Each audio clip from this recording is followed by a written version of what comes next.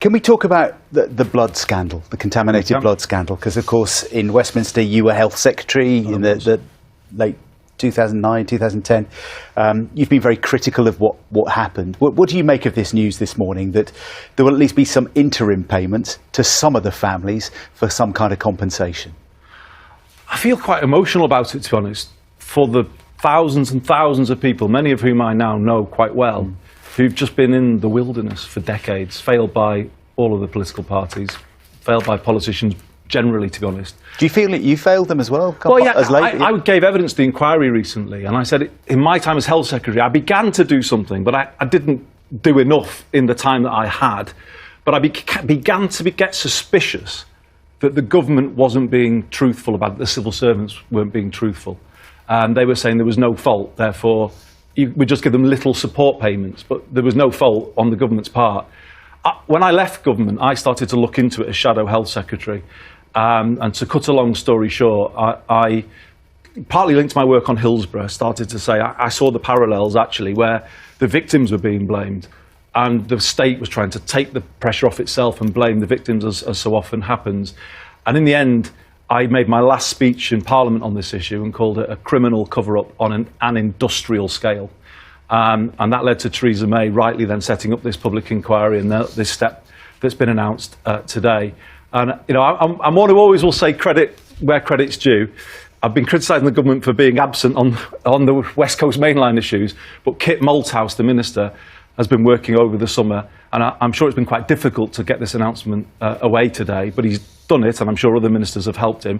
So on this one, the government has done the right thing, far too late for many people, and this doesn't cover everybody, but this is the first step to truth, justice, accountability for the people who've suffered through no fault of their own.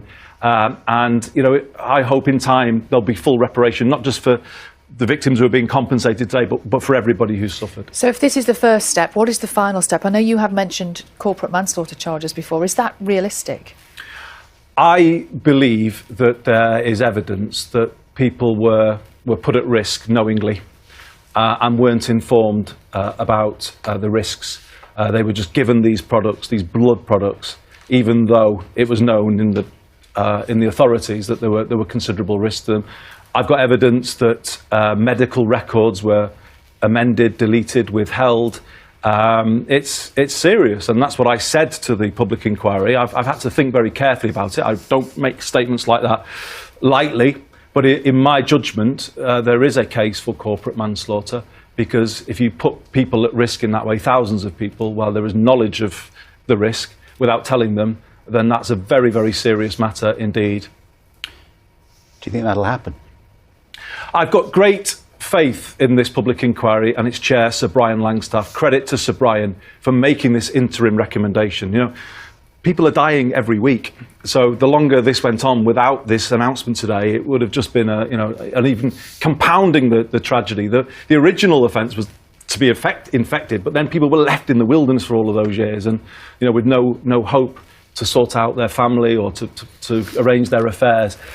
I've got real hope that this inquiry will make a big step towards full reparation for everybody affected. And credit to Sir Robert Francis too, because he was asked by the government to suggest this compensation. He put that forward. The chair of the inquiry accepted it. It went to the government. And as I said, credit to Kit Malthouse and the the for making this happen so quickly in these difficult political circumstances. We're going to speak to him. I was just going to say, I hope he's listening, because he's on in about 10 minutes. Yeah, we'll talk to him about it. Thank you, Burnham, Manchester. Thanks for coming. Thanks very much. Wide-ranging chat there. Thank you.